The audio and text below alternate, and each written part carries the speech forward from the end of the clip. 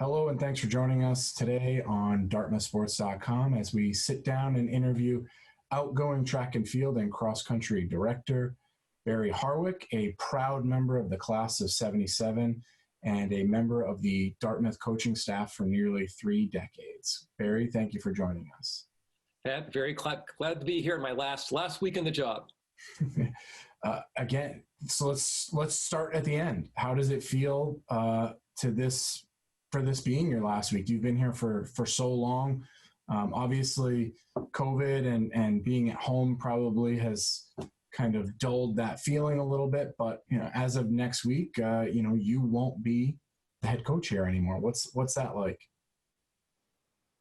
It's a cliche, but there's obviously mixed feelings. Fortunately, I've had time to process this. I made my announcement at the end of July to allow the administration to begin the search process for my replacement. So as a result, I've had time to kind of come to terms with things. No second thoughts at all. I've loved my 3 decades at Dartmouth College, just met wonderful people on the team, the coaching staff, the people that I've worked with. So it's been a great and enjoyable experience. But I think that a lot of coaches often kind of know when the time is right for them.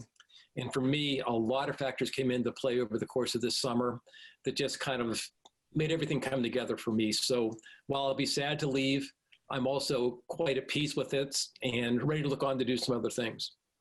So you started in the early 90s, you're ending in 2020. Obviously, a lot of things have changed, but just kind of talk about maybe the mentality of coaching when you first started as opposed to this past year, excluding all of the outside circumstances surrounding the coronavirus, but maybe how you approached coaching 28 years ago, and then how you approached it in 2019, 2020.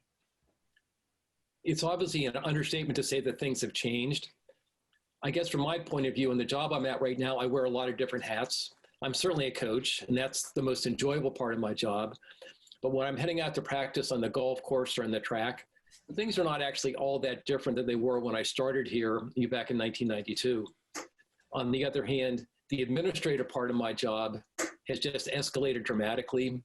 Things are significantly more complicated in recruiting, with compliance, with scheduling, with budgeting, with working with the alumni group. Certainly some good things have happened in there, but it's certainly been an awful lot of complicating factors as well, too. When you look back, what are you going to think about as your most enjoyable part of your job? Obviously, you just talked about the administrative role as the director the last few years, kind of jumping up, talking about, I've worked closely with you on sending things out to alums and whatnot. When you look back, are you really going to ever kind of see that in your rearview mirror? Or are you going to think about those days out of practice, or maybe bus rides, or hotel meals with some of the the individual student athletes who have come through your programs? One of the things I've been slowly working on over the last week or two is cleaning up my office. And as you can imagine, over this many years, awful lot of stuff in there. Some old files you can just kind of hit the recycle button and move on. But a lot of times I get slowed down when I come across like an old photo or something. Like I saw one the other day of like a team photo at Van Cortlandt Park at the Heps. Both the men's and women's team had won that year. We both ended up qualifying for the national. So it was a pretty big picture because we had a lot of fans there as well. Probably, 50, 60, 70 people in the picture. And just looking at that, remembering the names, remembering those students, and remembering how happy everybody was. Those are the kind of memories I'm certainly going to take with me as we go along. I'm in a slightly different position than some other coaches that might be retiring. As you mentioned in the intro, I'm also a Dartmouth alum. So even though I'm not going to be sitting in the office and directing the program, I'm certainly still going to continue to be a huge fan of our teams in particular, but Dartmouth College in general. My wife and I are keeping our house in Hanover. There's a lot of local organizations I'm going to become involved with, but I've already promised the team that whenever the next Heps take place, whenever, wherever that might be, I'm going to be there to cheer Dartmouth on. So I'm leaving my job, but in another sense, I'm really not leaving Dartmouth. When you look back on the time, whether it's the cross-country season, which I know was probably your favorite season, but also indoor, outdoor track, this is a program that has really been built on distance. As someone who has been a distance coach, one, what does that mean to you? And two, what are some of the highlights when you do reflect on your career that stand out? I think that you're right.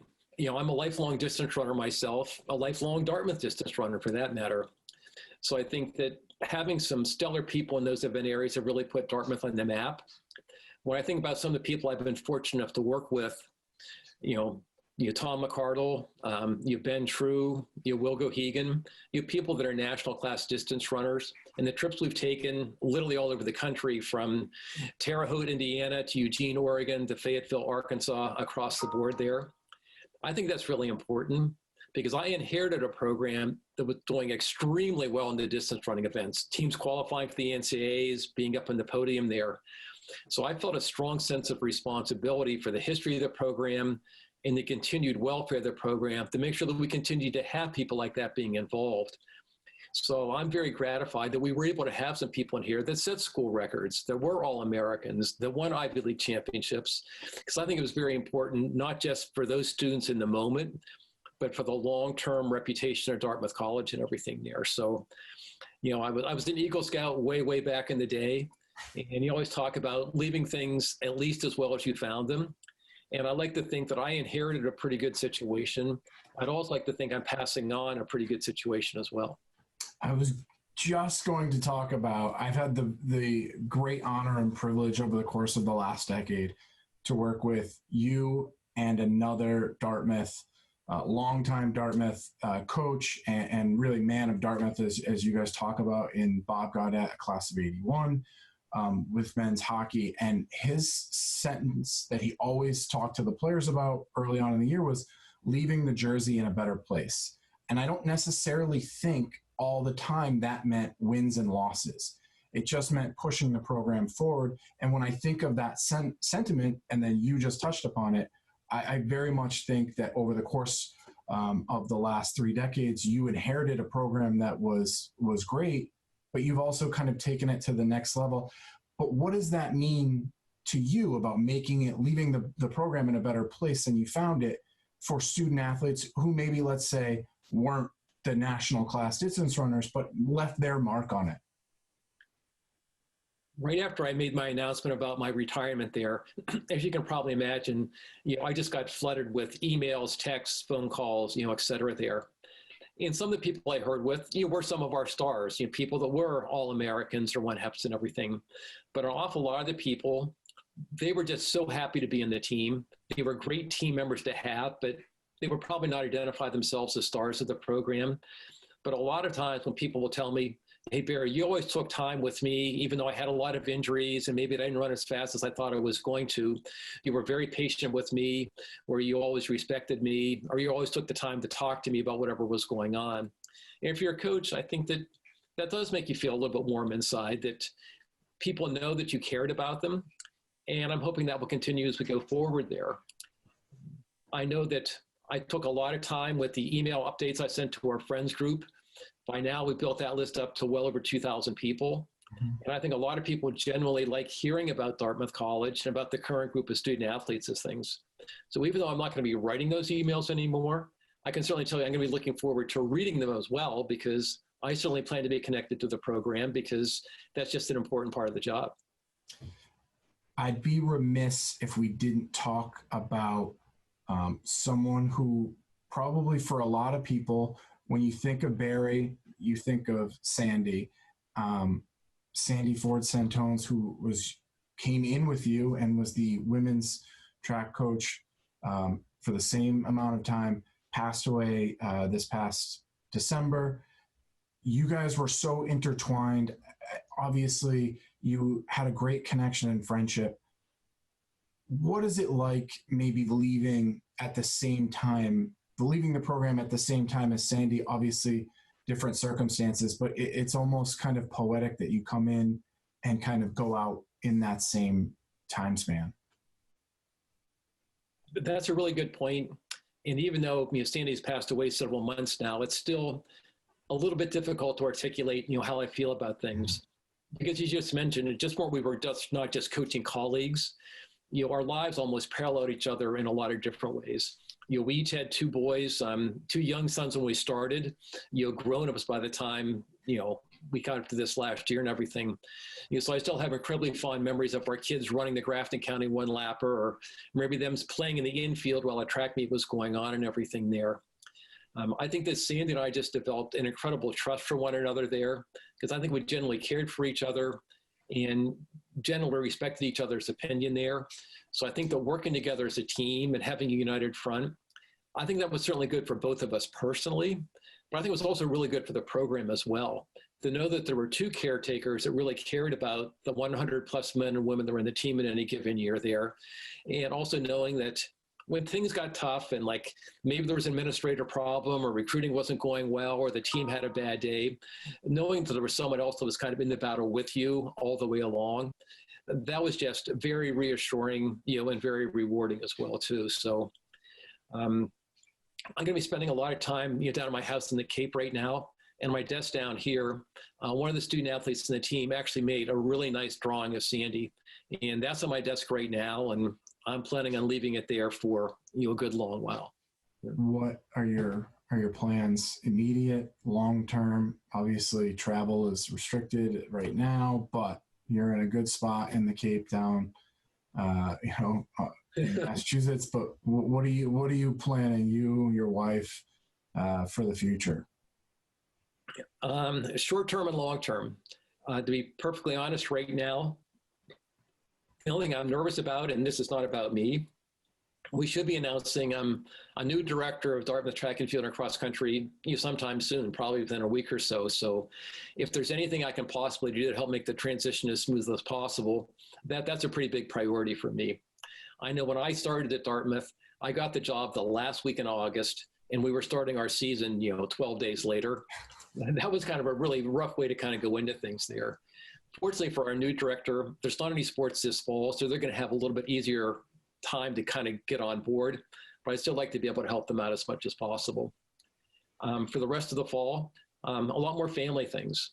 I'd like to visit both my sons. My younger son's a graduate assistant coach up at Clarkson. My older son and his wife live in New York City. We'd like to visit them. I'd like to visit Marcia's family, visit my family. Once we get into 2021, we would like to travel. It's kind of funny when I say talk about travel, because if you coach track and cross country, you're usually traveling 9 months of the year as it is anyway. But I'm looking forward to doing some traveling where it's just my wife and I, rather than 70 trainers, managers, and everything else there. Probably first on our bucket list is a trip to Italy, but you're trying to do at least one really nice trip every year. I mentioned a couple organizations. I'm now on the board of the Pine Park Association. That's one of my favorite places to run in Hanover, so looking forward to getting involved with that. Big fan of the Upper Valley Trails Alliance. Would like to help those people out as well. I'm on the board for my Senior Society Cask and Gauntlet, so I'd like to be involved there. So I want to balance things off where it's enough to keep me busy, but also have enough flexibility that if I want to go out for a run, or if I want to go out for a bike ride, or I want to do whatever, just out the door, and there we go. Well, Barry, on a personal level, I just want to thank you. The last 10 years working with you has been interesting, fun.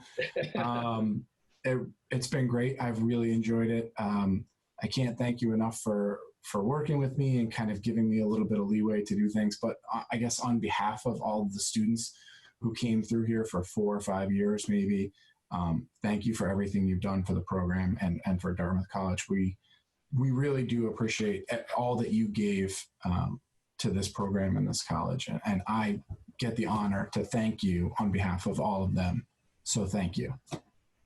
Well, I certainly appreciate that. And don't think you can get off the hook. I live in Hanover. I can make it to my gym on a regular basis. So if you ever need some advice, or a babysitter, if you don't need any advice, I'll be glad to pass it along there. Barry, thank you. Go enjoy the beach for the last couple of days that you can do that, and we will see you down the road. Thank you. Sounds great. Thanks a lot, Pat.